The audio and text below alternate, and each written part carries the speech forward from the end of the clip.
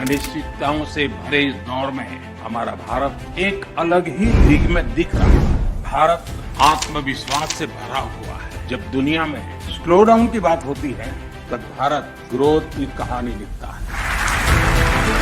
जब दुनिया में ट्रस्ट की क्राइसिस दिखता है तब भारत ट्रस्ट का पिलर बन रहा है। जब दुनिया फ्रेगमेंटेशन की तरफ जा रही है तब भारत ब्रिज बिल्डर बन रहा है। भारत आज ग्लोबल इकोनॉमी का ग्रोथ ड्राइवर बन रहा है।